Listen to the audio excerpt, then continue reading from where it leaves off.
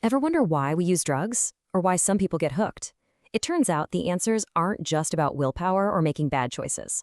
To really get a handle on our incredibly complex relationship with these substances, we have to look inside the most amazing, complicated machine on the planet, our own brain.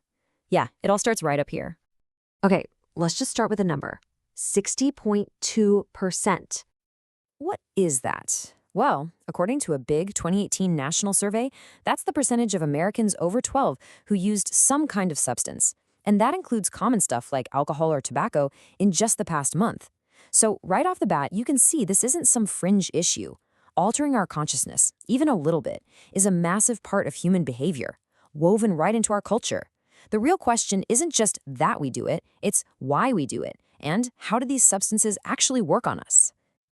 To really get to that why, we've got to rewind the clock. I mean way back. Because this whole story, it doesn't start in some sterile modern lab. Nope, it starts with our most ancient ancestors. Just look at this timeline. We're talking more than 5,000 years of history, from opium poppies grown for their narcotic effects way back in 3400 BCE to cannabis used in rituals in ancient China. Humans have always sought out plants for their psychoactive properties. It's a core part of our story, deeply tied to medicine and culture.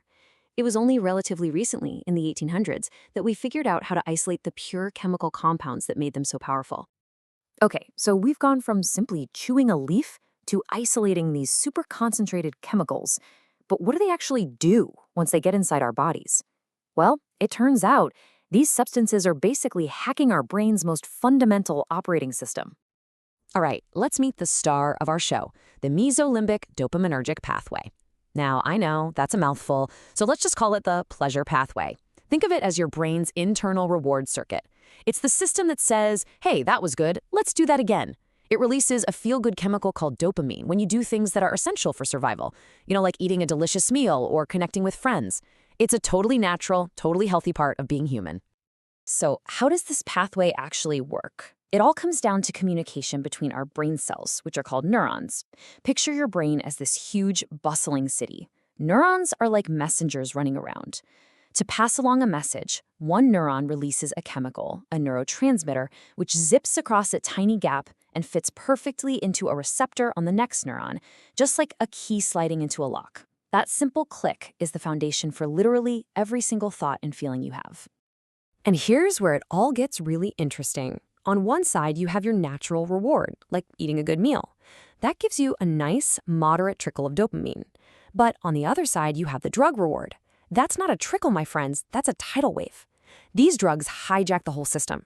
They either flood it with a massive amount of dopamine or they block the little vacuum cleaners that are supposed to clean it up. Either way, the pleasure pathway gets absolutely overwhelmed. And this quote from 1985 really just nails it. It talks about tampering chemically with our own internal reward systems. That's exactly it. Drugs offer a shortcut.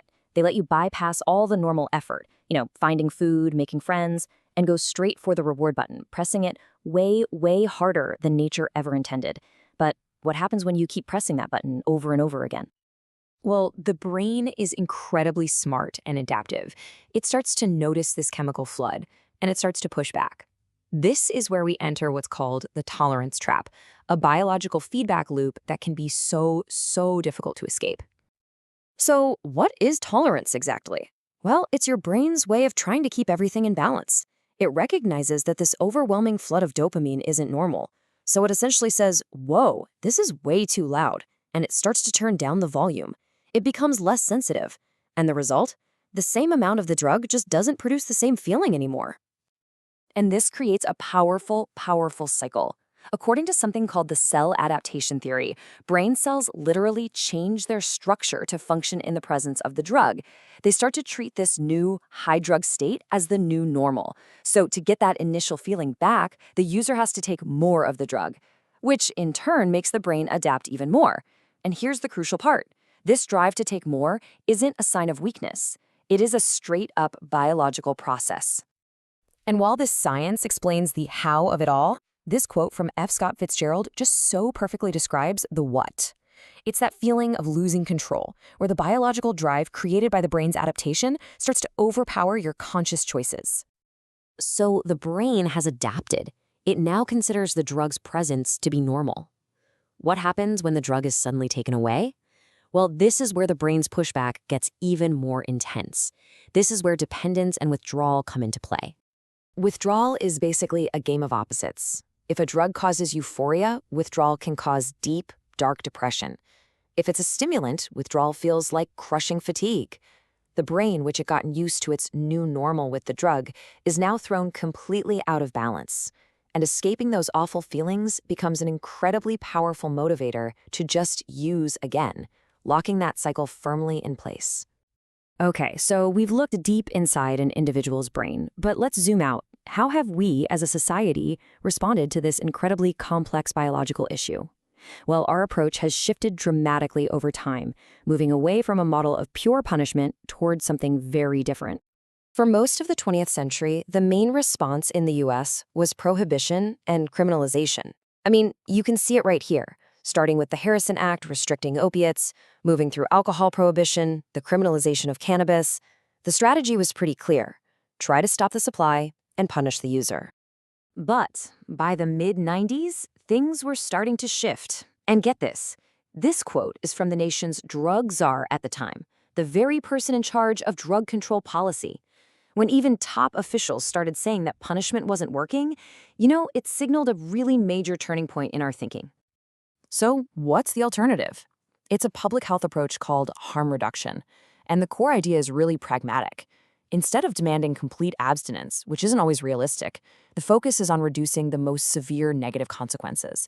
We're talking about things like offering clean syringes to prevent the spread of diseases like HIV, or making sure that naloxone, the opioid overdose reversal drug, is widely available. It's about saving lives and improving health. It's as simple as that. And that brings us to today. Our understanding of the brain is getting deeper and deeper. Our laws are constantly in flux, and new synthetic drugs are emerging all the time. So the question we're left with is a big one. As science and society continue to evolve, what does the future of our ancient and very complicated relationship with these powerful substances really look like? That's a question we'll all have a hand in answering.